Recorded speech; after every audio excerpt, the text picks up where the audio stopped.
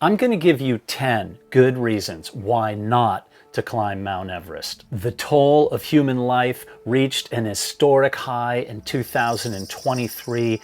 18 individuals lost their lives. Proof positive that the commercialization of Mount Everest, although having led to easier access and much higher success rates on the mountain, is not all that it's cracked up to be.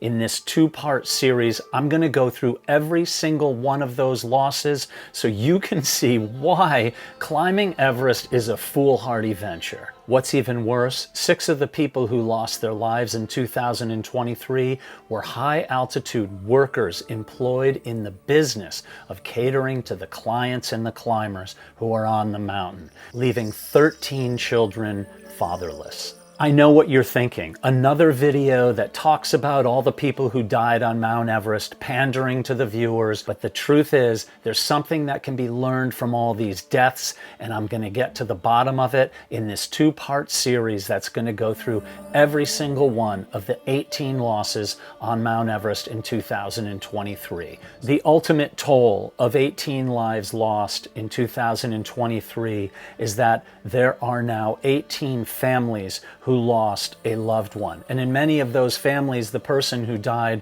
was the primary breadwinner for that family. That's the hidden story that we often don't see when the headlines break about somebody being killed or dying on Mount Everest. Over 600 climbers reached the summit in 2023. Amazing, right? Yes, of course. The commercialization of the mountain has made it easier to get there, and anybody who wants can get a permit to climb the mountain. Now we're talking about the Nepal side of the mountain. Things are different in Tibet, where you have to show a resume, if you will, to get on the mountain, and in order to be a guide on that mountain, you have to be approved by the mountaineering authority there. But in Nepal, it's essentially a Wild West. Anybody who wants to guide can guide. Anybody who wants to climb can climb. So who were those 18 climbers? Very sadly, the first 3 were Sherpa working with a company called Imagine Nepal. Imagine Nepal was tasked with setting the ropes from Camp 2 to the summit of the mountain, an experienced guiding company. 3 of their Sherpa were killed when a Serac avalanche fell upon them. The climbers were Lakpa, Rita Sherpa, Pemba Tenzing Sherpa, and Chhiree Sherpa. That was on April 12th. There was a very strong and heartwarming reaction to the loss of these 3 Sherpa. Chhiree Sherpa had been climbing since the 1990s and had 5 children. Also, he had been to the summit of Everest 9 times on Cho'oyu, Shishapangma, and he had walked from his home the Tuesday morning before losing his life to Everest Base Camp. Pemba Tenzing Sherpa, he grew up in a village called Tesho, worked as a porter at first. He was a light on the team, and his smile, it is said, lit up the tents. He first summited Everest at the age of 21, bringing clients to the top of the world 7 different occasions. And he is survived by his wife and an infant daughter. Lakpa Rita Sherpa from the Khumbu was 22 years old and was the father of 2 children 5 years and younger. A GoFundMe page was set up to help support the children in their education. None of their bodies were recovered.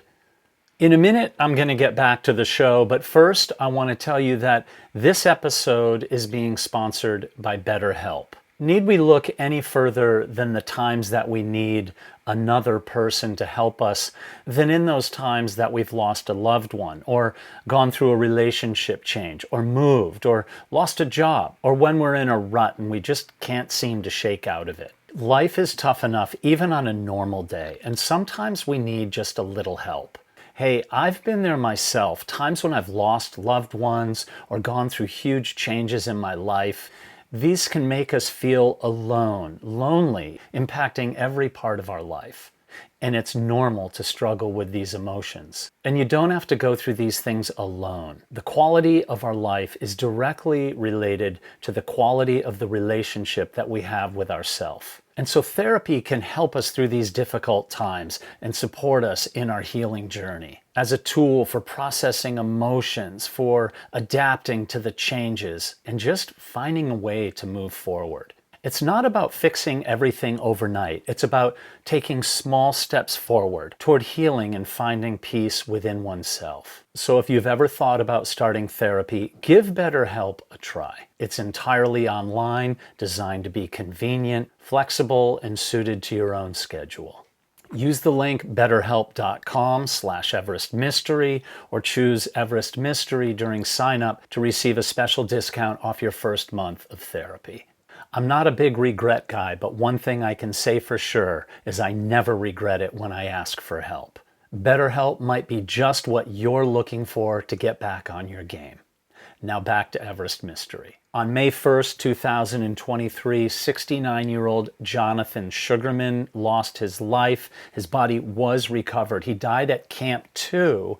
In the previous season, he had had some problems with high-altitude pulmonary edema, and it was something that he had struggled with. He was training extremely hard to get back on the mountain and get some summit success. His training regimen was with a company called Uphill Athlete, which is run by the stalwart, amazing climber Steve House, who called Sugarman a lovely person. Many tributes flowed in. He was a well-loved man, and his daughter and family described him as a highly experienced and passionate climber. In every climbing party, he was the steady voice administering equal measure of advice for health and life. And on May 16th, the fifth death of the season was Phurba Sherpa. He was with the Nepal Army Mountain Cleanup Campaign, and he died above Camp 3 near the Yellow Band. His cause of death was listed as an illness, so I'm not really sure exactly what happened to him,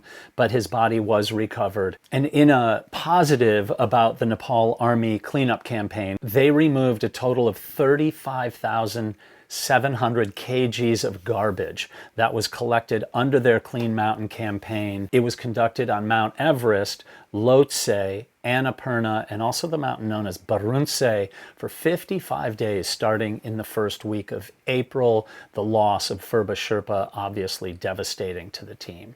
And a little bit later, I'm going to tell you about those Sherpa, the families that are being helped, the 13 children who lost a father on Mount Everest last year, and what's being done to help support them. On May 17th, the sixth climber to die was Victor Brinza. He was a climber from Moldova. He passed away at High Camp, which is Camp 4 in the South Col. And around him, it was reported that there was a wave of climbers passing up and down the mountain to and from the summit. He was climbing with Nepali operator Himalayan Traverse Adventure. His cause of death was listed as illness, and his body was recovered.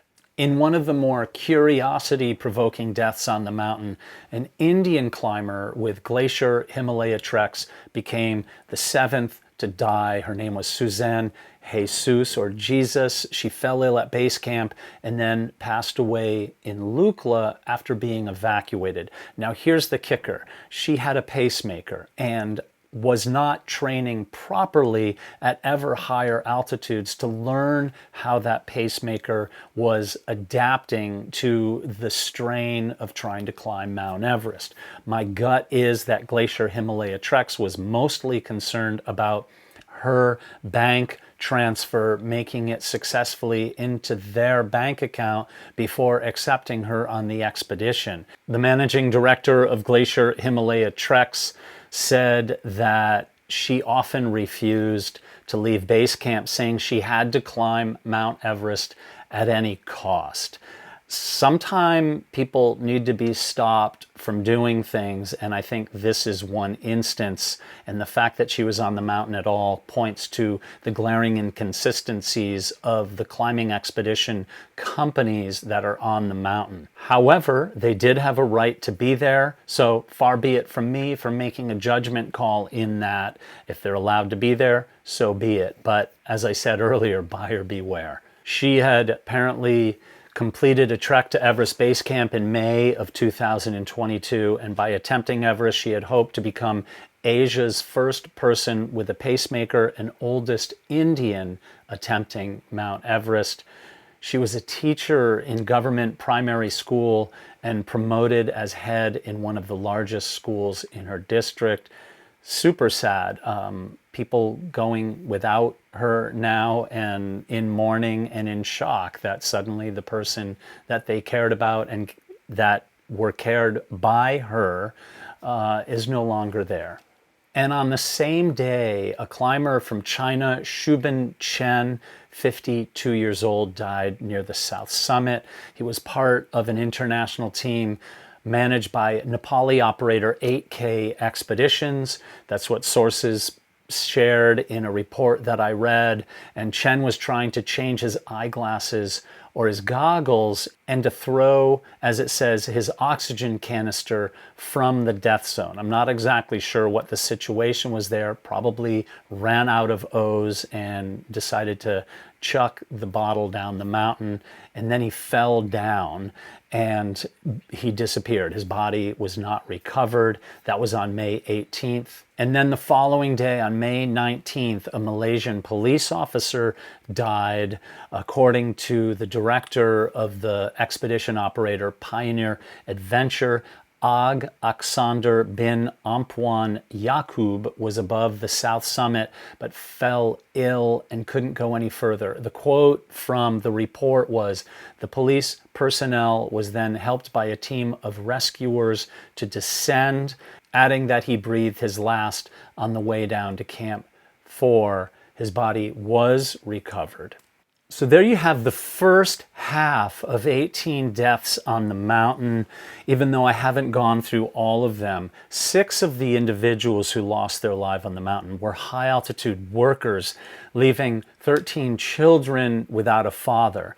I talked to David Morton, who is one of the founders of the Juniper Fund, which is an amazing organization that assists families who have lost a loved one during their time working in the mountains. They basically put the families on essentially like a scholarship program, supporting them for a period of 5 years. David went on to tell me that there are currently 66 families that are beneficiaries of the Juniper Fund, including a total of 215 family members, 126 children, 54 spouses, plus many others like mothers or in-laws and the like, which is just amazing to consider that there are so many individuals without a father or a mother whose lives were lost, catering to the needs of a growing commercial enterprise of climbing Mount Everest and the big mountains of Nepal. That's one good reason to stay off of Mount Everest, or at least to become self-sufficient and learn your own way on the mountain by taking away your complete reliance on the infrastructure, on the Sherpa or the high altitude porters. There again, another reason why you should not climb Mount Everest. I am going to put a link to my interview with David Morton in the description of this video so you can take a look at that. It's a really important video to watch and is one positive thing that has come out of the devastation of the loss of a family member, not necessarily just on the mountain in general, but of the Sherpa and the high altitude workers on Mount Everest and beyond. So in me saying these are reasons not to climb Mount Everest, I really think that Everest itself has changed. It doesn't